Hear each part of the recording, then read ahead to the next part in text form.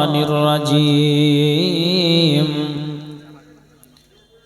بسم الله الرحمن الرحيم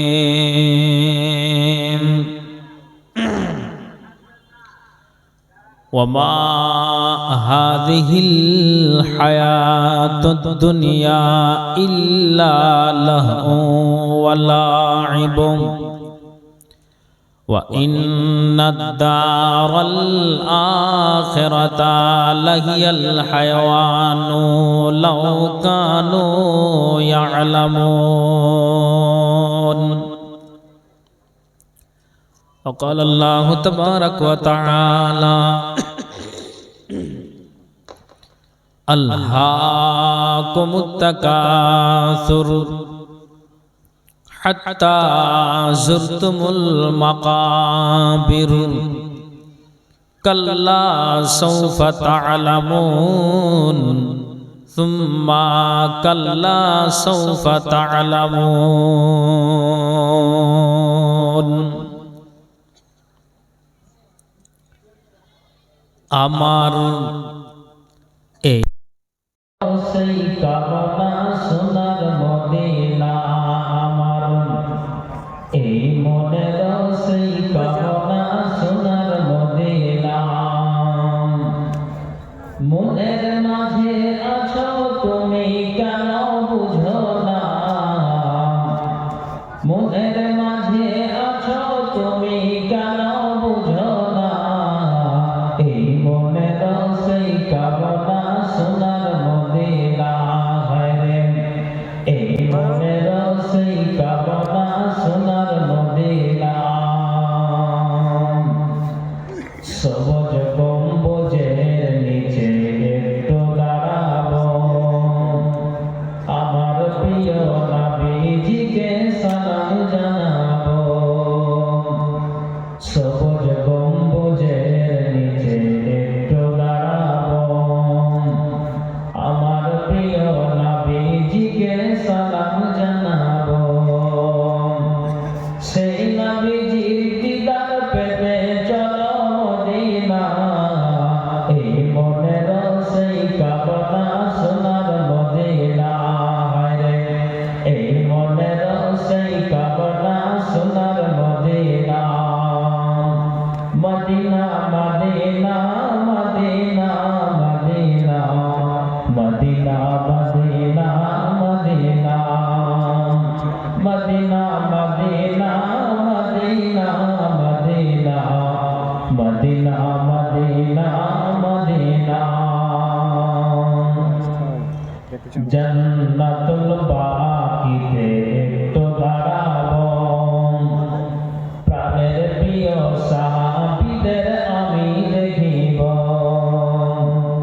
জান্নাতুল বাকিতে একটু দাঁড়াবো প্রাণের প্রিয় সাহাবীদের আমি দেখিব যাদের কথা পড়লে মনে কান্না থামে না এই মনের সেই কামনা সোনার মদিনা হরে এই মনের সেই কামনা সোনার মদিনা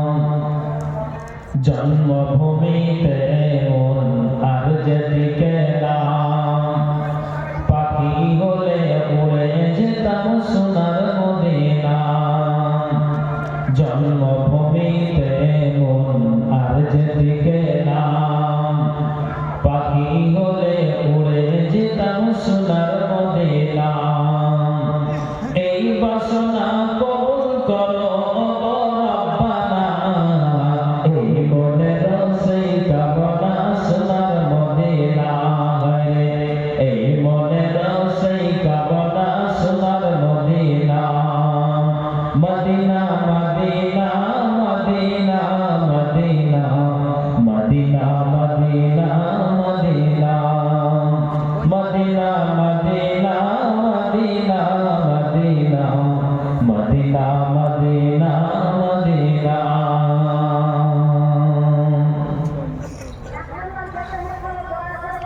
উপস্থিত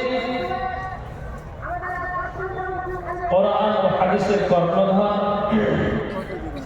মঞ্চে এলাকায় প্রবিষ্ট যোগ্যতম সভাপতি মহাশয় এবং দূর দূরান্ত থেকে আগত তথাপি এলাকার সুপ্রিয় শ্রোতা মণ্ডলী, সর্বাগ্রে মহান স্রষ্টার কৃতজ্ঞতা জ্ঞাপন করি যেই আল্লাহ এই আজকে ইসলামী সভা একত্রিত হওয়ার তৌফিক দিয়েছেন। তাই আমরা প্রাণ খুলে মনকে উজাড় করে একটু মোহাব্বতের সাথে জোরে সোরে বলে উঠুন আলহামদুলিল্লাহ। তারপরে পরে যিনি ইসলামের পথপ্রদর্শক, ইসলাম হিতাকাঙ্ক্ষী, আকাঙ্ক্ষিত দিনের ভিখারি, লাস্ট প্রফেট নবী মুহাম্মদুর রাসূলুল্লাহ পরম সাল্লাল্লাহু আলাইহি ওয়াসাল্লাম শত কোটি দুরূদ ও সালাম বর্ষিত হোক। আল্লাহুম্মা সাল্লি আলাইহি আল্লাহুম্মা বারিক আলাইহি। সুপ্রিয় শিক্ষিত সুধী মণ্ডলী, আমি আপনাদের সম্মুখে আল্লাহর প্রতি হইতে দুই জায়গা থেকে আয়াত পাঠ করেছি। আশা করা যায় যারা আরবিকের সঙ্গে যুক্ত, অবগত বা বুঝতে পেরেছেন যে বিষয়টা কি হবে। তারপরও এই ঈমানকে বৃদ্ধি করার যখন একটা সুবর্ণ সুযোগ লেগেছে বা আমরা পেয়েছি, সেটাকে হাতছাড়া না করে চলুন কোরআন এবং হাদিসের আলোচনা শুনে আমরা যেন আমলে পরিণত করতে পারি। আল্লাহ তৌফিক দিন। এবং উচ্চ কণ্ঠে বলুন আল্লাহুম্মা আমিন। সুপ্রিয় শ্রোতা মণ্ডলী, আমি আমার ভূমিকাকে লম্বা না করে বক্তব্য দিকে এগিয়ে যাই।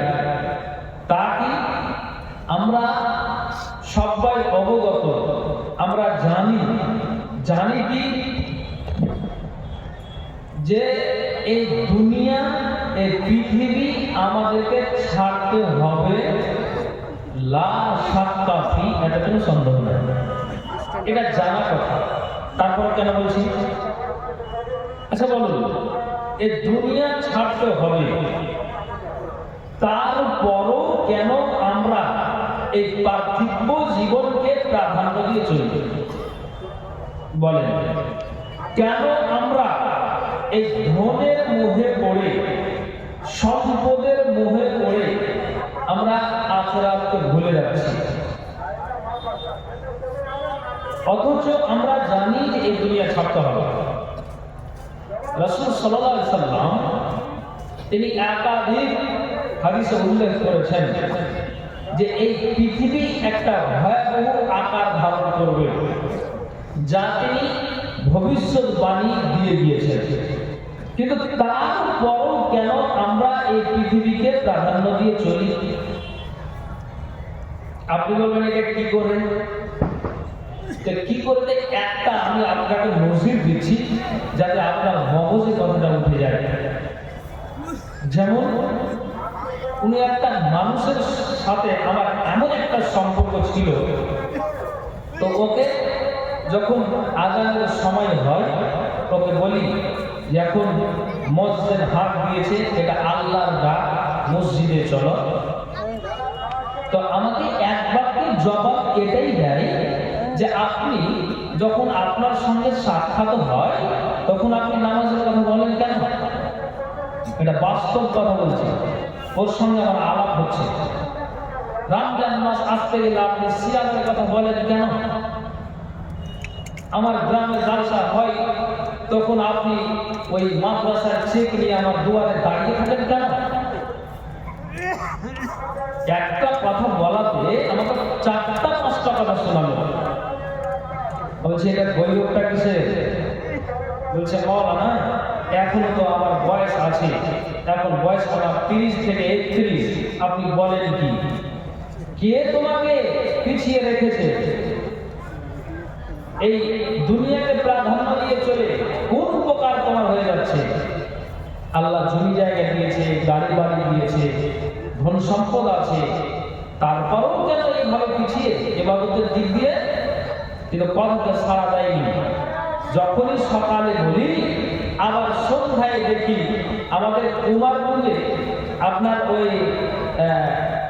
মানে স্ট্যান্ডের কুমারগঞ্জ স্টেশনের ওখানে একটা জায়গাতে দেখছি যে আপনার ওই বোতল নিয়ে হাত দাঁড়িয়ে আছে, ওখান দিয়ে একটা জালসার প্রোগ্রামে যাচ্ছি, তখন বলছে আসেন এক ঢোক আপ নিয়ে নেন। মানে ওই যখন নামাজের কথা বলেছি, রমজান মাসে সিয়ামের কথা বলেছি, তার গায়ে জ্বলনটা ধরে আছে। কেন এরকম করবো? আমার বয়সটা এখন তরুণ তুর্কি নওজোয়ান মানুষ, আর আপনি শুধু দেখা হলে ইবাদতের কথা বলেন। কি বললো আমাকে জবাবটা? যখন বয়স আমার 30, এখন আমি জানের পাল্লা করি না, গায়ে এগুলো কথা ধরে না। 32 বছরের মাথায় বেচারা এখন কবরে ঘুমিয়ে আসে।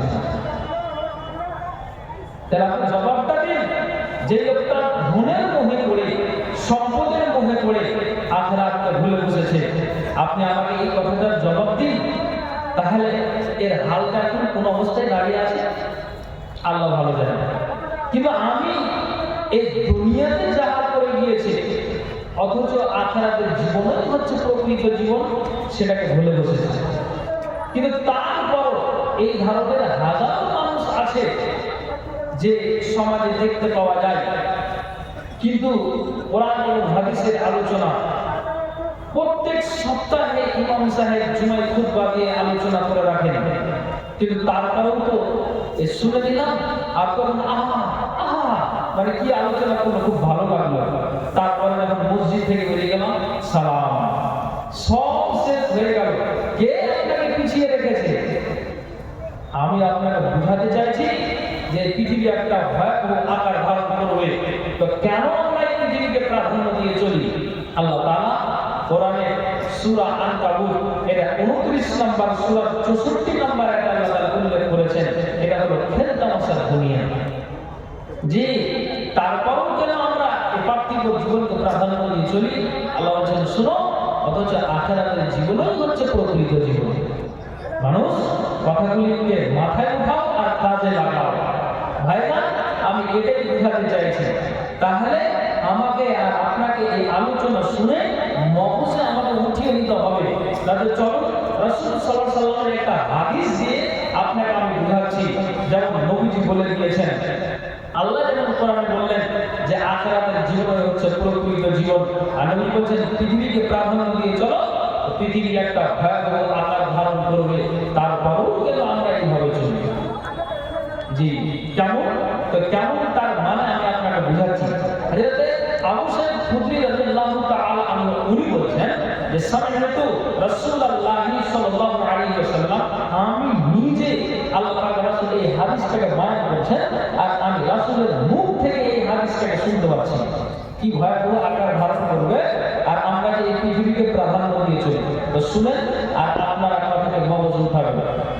নবীজি বলেছেন, اخرجوا فيكم قوم تقرونه صلاتكم مع صلاتهم وصيامكم مع صيامهم وعملكم مع عمالهم يقرؤون القرآن لا يزافر حناجرهم يمرقون من الدين كما يمرق السهم من الرمية يقتلون أهل الإسلام ويدعون أهل الأوثان لئن أنا أدركتهم لأقتلنهم قتل عادين। আবু সাঈদ খুদরি বলেছেন যে নবীজি এই হাদিসটাকে তিনি বয়ান করেছেন, আর আমি কানটা খাড়া করে নবীজি এই হাদিসটাকে শুনলাম। কি বললেন? যে তোমাদের ভিতরে এমন একটা সম্প্রদায় বের হবে, এমন একটা গোষ্ঠী বের হবে, এমন একটা দল বের হবে, এমন একটা সম্প্রদায় বের হবে, এমন একটা কওম বের হবে, যে কি হবে জানো? যে তাদের নামাজের তুলনায় তোমাদের নামাজকে অতি তুচ্ছ মনে করবে, তাদের সিয়ামের তুলনায় তোমাদের সিয়ামকে অতি তুচ্ছ মনে করবে, তাদের আমলের তুলনায় তোমাদের আমলকে অতি তুচ্ছ মনে করবে। নবীজি বলছেন, ইয়াকরাউনাল কুরআন লা ইউযাবিরু হানাজিরাহুম, যেই পবিত্র আল্লাহর গ্রন্থ নবীজি রাতের অন্ধকারে তেলাওয়াত করতেন, মক্কার যারা চরম শত্রু, যারা নবীর বিরোধিতা করেছে, কে না তো উতবা, কে না তো সাইদ এরা তো আবু লাহাব, আবু সুফিয়ান, মক্কার বড় বড় লিডাররা, এরা রাত আর দিন নবীজির চরম বিরোধিতা করেছে। অথচ আল্লাহ পাকের রাসূল তিনি এই রাতের অন্ধকারে যখন কোরআনটাকে তেলাওয়াত করতেন, তখন এদেরকে কত ভালো লাগতো যে এরা একে অপরকে না জানিয়ে নবীজির কোরআনটাকে শুনতে যেত। অথচ এরা নবীজির চরম বিরোধিতা করে। তখন আমি আপনাকে এটাই বোঝাতে চাই যে আল্লাহর মধুর বাণী কিতাবটা কেমন, যে শত্রুরাও নবীজির মুখ থেকে কোরআন শুনেছে। কিন্তু নবী বলছেন যে এমন একটা দিন আসবে, এমন একটা সময় আসবে যে ওই সম্প্রদায়, ওই গোষ্ঠীরা কোরআন তেলাওয়াত করবে কিন্তু তাদের কণ্ঠনালী অতিক্রম করবে না। এই পবিত্র কোরআনটাকে একটা মানুষ যদি রমজান মাসে আপনার সাহারি খাওয়ার পর, ফজরের নামাজটাকে পড়ে নেওয়ার পর যদি মসজিদে এক দুইখানা চারখানা পাতা পড়ে, আর যারা পড়তে জানে না ওখানে চুপচাপ বসে শুনে যে কোনো ভাই আরো পড়ে যায়, আরো পড়ে যায়, কত মধুর বাণী কেতাব। আমি আপনাকে বলি, মাদ্রাসায় যারা হাফেজ ওই ছেলেরা কোরআন যখন তেলাওয়াত করে মাদ্রাস সহকারে, তখন কত ঘুমটা জড়িয়ে যায়, ঘুমটা সন্তুষ্ট হয়ে যায়। কিন্তু নবী বলছেন যে ওই গোষ্ঠী, ওই সম্প্রদায় যখন বের হবে সে জমানায় শোনো, এরা কোরআনটাকে তেলাওয়াত করবে কিন্তু তাদের কণ্ঠনালী অতিক্রম করবে না। এমন একটা দিন আর সময় চলে আসবে, পৃথিবী এইভাবে একটা ভয়াবহ আকার ধারণ করবে। আমি আপনাকে শুরুতে কি বললাম যে ওদের নামাজের তুলনায় আমাদের নামাজকে তুচ্ছ মনে করবে, তাদের সিয়ামের তুলনায় আমাদের সিয়ামকে তুচ্ছ মনে করবে, তাদের আমলের তুলনায় আমাদের আমলকে অতি ঘৃণিত মনে করবে। আর তারা কোরআন তেলাওয়াত করবে কিন্তু তাদের কণ্ঠনালী অতিক্রম করবে না। তারপরে নবী কি বললেন, এমন কোন মিনার দিনে কামা এমন গোসাম মিনার মামিয়াতে, তারা ইসলাম থেকে অনবদ্রুত গতিতে বেরিয়ে যাবে যেমন তীর শিকার ভেদ করে বেরিয়ে যায়। তারপরে কি বুঝতে পারলেন? আল্লাহ পাক রাসূল বললেন, এমন কোন মিনার দিনে কামা এমন গোসাম মিনার মামিয়াতে, তারা ইসলাম থেকে অনবদ্রুত গতিতে বেরিয়ে যাবে যেমন তীর শিকার ভেদ করে বেরিয়ে যায়। তারপরে ওদের আচরণটা কেমন হবে দাদা আমার?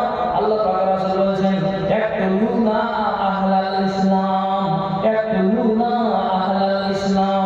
আল্লাহ পাক রাসূল বলেছেন যে শোনো হে, তারা বেছে বেছে বেছে বেছে মুসলমানদেরকে তারা হত্যা করবে। এটা আপনি বলবেন কেমন করে মাওলানা? তারা বেছে বেছে মুসলমানদেরকে তারা হত্যা করবে। আমি আপনাকে একটা উদাহরণ দিয়ে বুঝাই, এটা উদাহরণ নয়, বাস্তব ঘটনা। বালুরঘাট স্টেশন থেকে আমি শামসি নামবো, আমার বাড়ি কুমারগঞ্জ, লোকাল ওখানে দাঁড়ায়, এক্সপ্রেস আপনার দাঁড়ায় না, শামসি দাঁড়াতে হয়। ভোরে আমি ওখানে গাড়ি ধরবো, তো একটা বুড়ো মানুষ, বয়স্ক মানুষ আপনার সিঙ্গল সিটে স্টেশনে বসে আছে। দুইজন তরুণ যুবক তার কাছে গেল আর তাকে জিজ্ঞেস করে, আপনার বাড়ি কোথায়? এত ভোরে আপনি কোথায় যাবেন? কোনখানে আপনি যাবেন? কি বললো না বললো, আমরা স্টেশনে একটু দূরে 50 মিটার দূরে বসে আছি। তারা যে আলোচনা করে এটা মুখটা নাড়া দেয় কিন্তু তাদের ভাষা বুঝতে পারা যায় না। কি হলো না হলো আল্লাহ তুমি ভালো জানো। গালে চড়িয়ে দিল, মুখে চড়িয়ে দিল, তার কাছ থেকে ছোট্ট একটা মোবাইল ছিল, মোবাইলটাকে তারা কেড়ে নিল, গায়ের পোশাকটা ছিনিয়ে নিল, হাতে আমরা বাজার করতে যাই ব্যাগ নিয়ে, ব্যাগটাকেও তারা কেড়ে নিল, আর দুগালে দুগাল চড় দিয়ে ওখান থেকে আপনার চলে গেল। নবীজি বলছেন এমন একটা ওই সম্প্রদায় বের হবে, তো কি হবে জানো? ইয়াকতুলুনা আহলাল ইসলাম, তারা বেছে বেছে বেছে বেছে মুসলমানদেরকে তারা হত্যা করবে। আপনি একটা কথা বলুন আমার সাথে, এইরকম অবস্থাগুলো একটু আনাচে কানাচে অবস্থা ঘুরার তো দেখতে পাচ্ছি না? হ্যাঁ কথা আমি বুঝাতে পারিনি, মনে হয় বুঝাতে পারেন, আমার ভাষা বুঝতে পেরেছেন তো? এখন অবস্থা দেখতে পাচ্ছি একটা মোবাইলটা ঘুরিয়ে দেন, যেমন ঝাড়খণ্ডের মাটিতে কয়েক বছর আগে তারপরে জানা কি করা হলো, শুনেছেন না? আপনি দেখেন কয়েক বছর পূর্বে আপনার আমাদের পূর্ব বাংলাদেশ, তার পূর্বে আপনার মায়ানমার, ওই রোহিঙ্গা মুসলমানদের কি করা হলো? বর্তমানে এখন আপনার এইভাবে লাগাই আছে, কিছু টানতে আছে ইসরায়েল আর ফিলিস্তিন। মুসলমানদের কচি কচি বাচ্চাদেরকে শেষ করে দেওয়া হলো। নবী বলছেন যে শোনো, ওই সম্প্রদায় বের হবে আর তারা দ্রুত গতিতে ইসলাম থেকে বেরিয়ে যাবে, আর তাদের আচরণ কি হবে? নবী বলছেন যে এইভাবেই তারা মুসলমানদেরকে তারা হত্যা করবে। পশ্চিমবঙ্গের মাটিতে কিছুদিন কয়েক মাস আগে যেমন গরু নিয়ে একটা ঝামেলা হলো, এই করে করে আপনি ভারতবর্ষে আনাচে কানাচে যেখানে তাকান শুধু মুসলমানদের প্রতি অত্যাচার, মুসলমানদের প্রতি প্রহার, মুসলমানের প্রতি এইভাবেই তারা আঘাত হেরে যায়, দেখতে পাচ্ছি। তারপরে আবার হাদিসে কি বলছেন?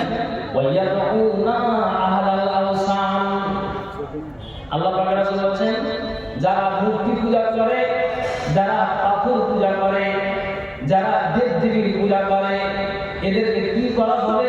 এদেরকে সসম্মানে ছেড়ে দেওয়া হবে। এরা যতই বড় অন্যায় করে দেখ না কেন, এদের প্রতি আঘাত ভাঙবে না, সসম্মানে ছেড়ে দেওয়া হবে। নবীজি আফসোস করে একটা কথা বলেছেন, যেমন আপনাদেরকে আমি বুঝাই, নিজের বাপ নিজের সন্তানকে আপনার বাইরে থেকে টেলিফোন করে, আপনার সোনাপুর শ্রীপুরের মাদ্রাসায় জালসা, আমি অমুক তারিখ এই জায়গাতে হাজির হব, অমুক দিন বেটা আমি জালসার 2 দিন আগে